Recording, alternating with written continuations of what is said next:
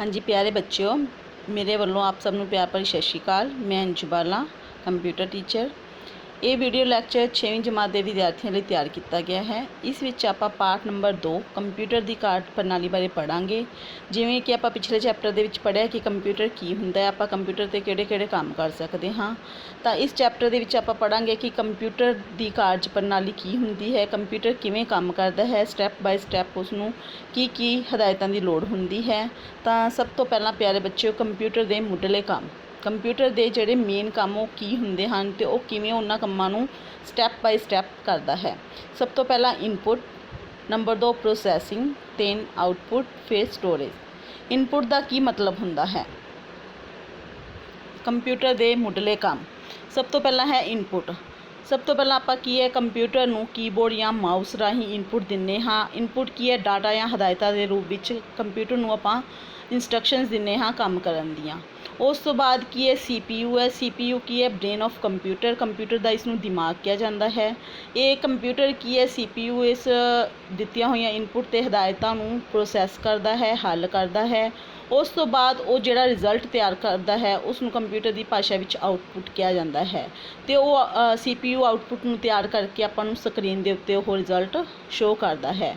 तो जिहड़ा भी रिजल्ट तैयार हुंदा है उसनूं स्टोरेज डिवाइस दे विच स्टोर किया जाता है, जिवें कि हार्ड डिस्क दे विच स्टोर किया जाता है। इनपुट की हुंदा है, इनपुट यंत्र वो हुंदे हैं जिन्हां राहीं आपां कंप्यूटर दे विच डाटा या हदायतां भेजदे हाँ, जिवें कि कीबोर्ड ते माउस। इस नाल आपां जो भी टाइप करते हाँ कीबोर्ड नाल वो सीधा मोनीटर ते आपां नूं नज़र आवेगा। इसनूं इनपुट यंत्र कहा जाता है। प्रोसैसिंग का मतलब हुंदा है हल करना, किसी चीज़ नूं सॉल्व करना। तो डाटा उपर काम करने की प्रक्रिया नूं प्रोसैसिंग कहा जाता है। इनपुट प्राप्त होने तो बाद CPU डाटा उपर कार्रवाई करता है। जदों CPU नूं इनपुट के रूप में डाटा या हदायतां मिलदियां हन तां उन्हां दे उपर वो प्रोसैसिंग करता है, मीनस कि उसनूं हल करता है। तो ये काम किहदा हुंदा है प्रोसैसिंग करन दा? CPU का। आउटपुट का मतलब हुंदा है रिजल्ट या नतीजा। कंप्यूटर की भाषा विच आउटपुट नूं कहा जाता है नतीजा, जो आपां नूं प्राप्त हुंदा है। डाटा उपर काम करने तो बाद कंप्यूटर आउटपुट पैदा करता है। जदों CPU किसी भी दित्ती हुई हदायत या इंस्ट्रक्शन नूं हल करता है तो उस तो बाद वो नतीजा पैदा करता है।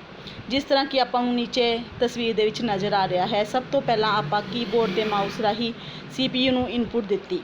उस तो बाद CPU का जो प्रोसैसिंग यूनिट है उसने उन्हां डाटा ते हदायतां दे उपर प्रोसैस किया, उसनूं हल किया। उस तो बाद जो रिजल्ट आया, जो आउटपुट आई, वो आपां नूं मोनीटर या स्क्रीन ते नज़र आवेगा। स्टोरेज का मतलब की हुंदा है? स्टोरेज का मतलब किसी चीज़ नूं स्टोर करके रखना, ताकि आपां आने वाले समय दे विच भी आपां उस डाटा या हदायतां नूं देख सकीए, जो रिजल्ट है उसनूं देख सकीए। अपने डाटे नूं पक्के तौर पर सुरक्षित करने की प्रक्रिया नूं स्टोरेज कहा जाता है। ये नहीं कि जो फाइल तुसी अज बनाई है वो अज दे दिन ही काम आएगी, तुसी महीने बाद, 2 महीनों बाद, साल बाद, जो भी है आपां उस फाइल नूं स्टोर की फाइल नूं देख सकते हाँ। जिवें कि इस विच नज़र आ रहा है कि आपां नूं सब तो पहला इनपुट दित्ती कीबोर्ड तो, उस तो बाद CPU ने उसनूं हल किया, फिर रिजल्ट जो आया वो मोनीटर ते आपां नूं नज़र आवेगा।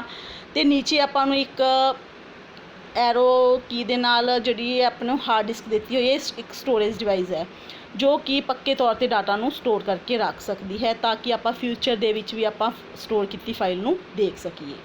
CPU का ब्लॉक चित्र, ये चित्र आई तुहानूं ये दिखाने की कोशिश की गई है कि CPU किवें स्टैप बाय स्टैप काम करता है। जिवें कि आपां पहलां ही पढ़ चुके हाँ। सब तो पहला इनपुट यूनिट हुंदा है। जदों तक आपां कंप्यूटर नूं कोई काम करने लई नहीं देवांगे तां वो किसी भी काम नूं नहीं करेगा। सब तो पहला हुंदा है इनपुट यूनिट। इनपुट यूनिट दे विच की हुंदा है? जिवें कीबोर्ड माउस, जिहदे राहीं आपां कंप्यूटर के अंदर डाटा या हदायतां नूं भेजदे हाँ। उस तो बाद है CPU है ब्रेन ऑफ कंप्यूटर, दिमाग कंप्यूटर का। इस दे विच की है 3 पार्ट्स आते हैं, मैमरी यूनिट, कंट्रोल यूनिट ते अर्थमैटिक लॉजिक यूनिट। CPU का मेन काम है दित्तियां गईयां हदायतां उत्ते काम करना, उसनूं हल करना, प्रोसैस करना। उस तो बाद जो भी नतीजा आता है उसनूं आउटपुट यंत्रां नूं या आउटपुट यूनिट नूं भेज दिता जाता है, जिवें कि मोनीटर नूं आउटपुट यूनिट कहा जाता है। CPU ਦੇ ਮੁੱਖ ਭਾਗ। ਹੁਣ ਆਪਾਂ ਇਹ ਡਾਇਗਰਾਮ ਦੇ ਵਿੱਚ ਪੜਾਂਗੇ ਕਿ CPU ਸਿਰਫ CPU ਦੇ ਕਿੰਨੇ ਭਾਗ ਹੁੰਦੇ ਹਨ ਤੇ ਉਹ ਕੀ ਕੰਮ ਕਰਦੇ ਹਨ। ਜਿਵੇਂ ਕਿ ਮੈਮਰੀ ਯੂਨਿਟ, ਸਭ ਤੋਂ ਪਹਿਲਾਂ ਮੈਮਰੀ ਯੂਨਿਟ, ਉਸ ਤੋਂ ਬਾਅਦ ਕੰਟਰੋਲ ਯੂਨਿਟ ਤੇ arithmetic logical unit. Memory unit data ਤੇ ਹਦਾਇਤਾਂ ਨੂੰ ਪੱਕੇ ਤੌਰ ਤੇ ਸਟੋਰ ਕਰਨ ਲਈ ਇਸ ਦੀ ਵਰਤੋਂ ਕੀਤੀ ਜਾਂਦੀ ਹੈ। ਜਿੱਥੇ ਡਾਟਾ ਸਟੋਰ ਹੁੰਦਾ ਹੈ ਉਸ ਨੂੰ ਮੈਮਰੀ ਯੂਨਿਟ ਕਿਹਾ ਜਾਂਦਾ ਹੈ। ਕੰਟਰੋਲ ਯੂਨਿਟ ਇਹ ਕੰਪਿਊਟਰ ਦੇ ਵੱਖ-ਵੱਖ ਭਾਗਾਂ ਨੂੰ ਕੰਟਰੋਲ ਕਰਦਾ ਹੈ। ਕਿਸੇ ਵੀ ਸਿਸਟਮ ਨੂੰ ਕੰਟਰੋਲ ਕਰਨ ਲਈ ਆਪਾਂ ਨੂੰ ਕੰਟਰੋਲ ਯੂਨਿਟ ਦੀ ਜ਼ਰੂਰਤ ਪੈਂਦੀ ਹੈ। ਉਸੇ ਤਰ੍ਹਾਂ ਸਾਰੇ ਕੰਪਿਊਟਰ ਦੇ ਭਾਗਾਂ ਨੂੰ ਕੰਟਰੋਲ ਕਰਨ ਲਈ ਕੰਟਰੋਲ ਯੂਨਿਟ ਦੀ ਵਰਤੋਂ ਕੀਤੀ ਜਾਂਦੀ ਹੈ। ਅਰਥਮੈਟਿਕਲ ਲੌਜੀਕਲ ਯੂਨਿਟ ਜਿੰਨੇ ਇਸ CPU ਦਾ ਇਹ ਭਾਗ ਜਿੰਨੇ ਵੀ ਮੈਥ ਦੇ ਕੰਮ ਹੈ, ਪਲੱਸ ਮਾਈਨਸ, ਗੁਣਾ ਭਾਗ, ਡਿਵਾਈਡ, ਉਹ ਸਾਰੇ ਇਹੀ ਭਾਗ ਕਰਦਾ ਹੈ। ਜਾਂ ਤੁਲਨਾ ਕਰਨਾ, ਜਿਵੇਂ 2 ਨੰਬਰਾਂ 'ਚੋਂ ਵੱਡਾ ਨੰਬਰ ਕਿਹੜਾ ਹੈ, ਇਹਦਾ ਮਤਲਬ ਕਿ ਇਹ ਮੈਥ ਦਾ ਜੋ ਵੀ ਗਣਿਤਕ ਕੰਮ ਹੈ ਜਾਂ ਲੌਜੀਕਲ ਕੰਮ, ਤੁਲਨਾ ਕਰਨ ਦਾ ਕੰਮ, ਉਹ ਇਹ ਭਾਗ ਕਰਦਾ ਹੈ। Memory unit memory computer system ਦਾ ਇੱਕ ਅਹਿਮ ਭਾਗ ਹੈ। ਇਸ ਵਿੱਚ ਪ੍ਰੋਸੈਸਿੰਗ ਲਈ ਡਾਟਾ ਅਤੇ ਹਦਾਇਤਾਂ ਨੂੰ ਰੱਖਿਆ ਜਾਂਦਾ ਹੈ। ਮੈਮਰੀ ਦਾ CPU ਨਾਲ ਨਜ਼ਦੀਕੀ ਸੰਬੰਧ ਹੁੰਦਾ ਹੈ, ਪਰ ਇਹ CPU ਤੋਂ ਵੱਖਰੀ ਹੁੰਦੀ ਹੈ। ਕੰਪਿਊਟਰ ਸਿਸਟਮ ਵਿੱਚ 2 ਕਿਸਮਾਂ ਦੀ ਮੈਮਰੀ ਹੁੰਦੀ ਹੈ। ਮੈਮਰੀ ਦੀਆਂ ਕਿਸਮਾਂ, ਪ੍ਰਾਇਮਰੀ ਮੈਮਰੀ ਤੇ ਸੈਕੰਡਰੀ ਮੈਮਰੀ। ਤਾਂ ਬੱਚੋ ਕੀ ਹੈ, CPU ਦਾ ਸਿੱਧਾ ਸੰਬੰਧ, ਬਹੁਤ ਨਜ਼ਦੀਕੀ ਸੰਬੰਧ ਹੁੰਦਾ ਮੈਮਰੀ ਨਾਲ, ਪਰ ਇਹ ਕੀ ਹੈ, CPU ਤੋਂ ਵੱਖਰੀ ਹੁੰਦੀ ਹੈ। ਜੋ ਡਾਟਾ ਪ੍ਰਾਇਮਰੀ ਮੈਮਰੀ ਦੇ ਵਿੱਚ ਪਿਆ ਹੁੰਦਾ ਹੈ, CPU ਨੇ ਉੱਥੋਂ ਹੀ ਡਾਟਾ ਪੜ੍ਹਨਾ ਹੁੰਦਾ ਹੈ। ਤਾਂ ਪ੍ਰਾਇਮਰੀ ਮੈਮਰੀ ਤੇ ਸੈਕੰਡਰੀ ਮੈਮਰੀ ਦੀਆਂ 2 ਕਿਸਮਾਂ ਹੁੰਦੀਆਂ ਹਨ। ਪ੍ਰਾਇਮਰੀ ਮੈਮਰੀ ਨੂੰ ਮੁੱਖ ਮੈਮਰੀ ਵੀ ਕਿਹਾ ਜਾਂਦਾ ਹੈ। ਇਹ 2 ਤਰ੍ਹਾਂ ਦੀ ਹੁੰਦੀ ਹੈ, ਰੈਮ ਅਤੇ ਰੋਮ। CPU ਦੀ ਇਸ ਮੈਮਰੀ ਤੱਕ ਸਿੱਧੀ ਪਹੁੰਚ ਹੁੰਦੀ ਹੈ। ਜਿਵੇਂ ਕਿ ਆਪਾਂ ਨੂੰ ਨੀਚੇ ਦਿਖਾਈ ਦੇ ਰਿਹਾ ਹੈ ਕਿ ਰੈਂਡਮ ਐਕਸੈਸ ਮੈਮਰੀ, ਰੈਮ ਦਾ ਪੂਰਾ ਨਾਮ ਹੁੰਦਾ ਰੈਂਡਮ ਐਕਸੈਸ ਮੈਮਰੀ, ਤੇ ਰੋਮ ਦਾ read only memory. Read only memory ਦਾ ਮਤਲਬ ਸਿਰਫ ਜਿਹੜੀ ਮੈਮਰੀ ਨੂੰ ਆਪਾਂ ਪੜ੍ਹ ਸਕਦੇ ਹਾਂ, ਉਹਦੇ ਵਿੱਚ ਕੁਝ ਲਿਖ ਨਹੀਂ ਸਕਦੇ। CPU ਦੀ ਇਸ ਮੈਮਰੀ ਤੱਕ ਸਿੱਧੀ ਪਹੁੰਚ ਹੁੰਦੀ ਹੈ। CPU ਕੇ ਸਿੱਧਾ ਸੰਬੰਧ ਪ੍ਰਾਇਮਰੀ ਮੈਮਰੀ ਨਾਲ ਰੱਖਦਾ ਹੈ। ਇਹ ਐਕਸਟਰਨਲ ਮੈਮਰੀ ਤੋਂ ਡਾਟਾ ਪ੍ਰਾਪਤ ਨਹੀਂ ਕਰ ਸਕਦਾ। ਇਸ ਲਈ ਆਪਾਂ ਜਿਹੜੇ ਵੀ ਡਾਟਾ 'ਤੇ ਕੰਮ ਕਰਨਾ ਹੈ ਉਸ ਨੂੰ ਪਹਿਲਾਂ ਪ੍ਰਾਇਮਰੀ ਮੈਮਰੀ ਦੇ ਵਿੱਚ ਲਿਆਇਆ ਜਾਂਦਾ ਹੈ। ਪ੍ਰਾਇਮਰੀ ਮੈਮਰੀ ਆਪਾਂ ਨੂੰ ਜਿਵੇਂ ਕਿ ਨਜ਼ਰ ਆ ਰਿਹਾ ROM ਕੀ ਹੈ, ਰੀਡ ਓਨਲੀ ਮੈਮਰੀ। ਇਹਦੇ ਵਿੱਚ ਆਪਾਂ ਸਿਰਫ ਡਾਟਾ ਨੂੰ ਪੜ੍ਹ ਸਕਦੇ ਹਾਂ, ਲਿਖ ਨਹੀਂ ਸਕਦੇ। ਤਾਂ ਇਹ ਕੀ ਹੈ, ਜਦੋਂ ਆਪਾਂ ਕੰਪਿਊਟਰ ਨੂੰ ਔਨ ਕਰਦੇ ਹਾਂ ਤਾਂ ਰੋਮ ਕੀ ਆਪਣੇ ਆਪ ਲੋਡ ਹੋ ਜਾਂਦੀ ਹੈ, ਅਤੇ ਜਿਹੜਾ ਵੀ ਕੰਮ ਆਪਾਂ ਕਰਦੇ ਹਾਂ ਉਹ ਆਪਾਂ ਰੈਮ ਦੇ ਵਿੱਚ ਕਰਦੇ ਹਾਂ।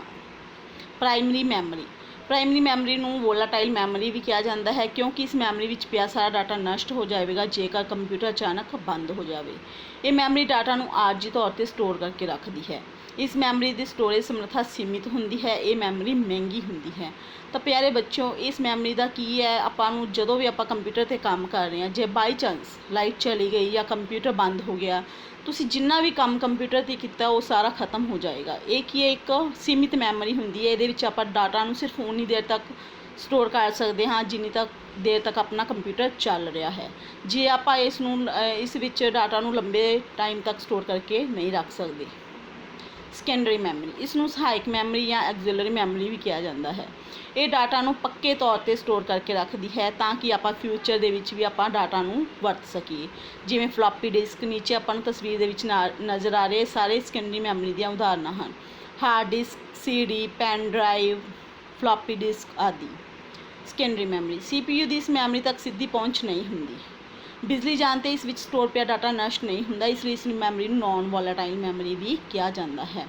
ਇਹ ਮੈਮਰੀ ਡਾਟਾ ਨੂੰ ਲੰਬੇ ਸਮੇਂ ਤੱਕ ਸਟੋਰ ਕਰਕੇ ਰੱਖਦੀ ਹੈ। ਇਸ ਮੈਮਰੀ ਦੀ ਸਟੋਰੇਜ ਸਮਰੱਥਾ ਬਹੁਤ ਜ਼ਿਆਦਾ ਹੁੰਦੀ ਹੈ।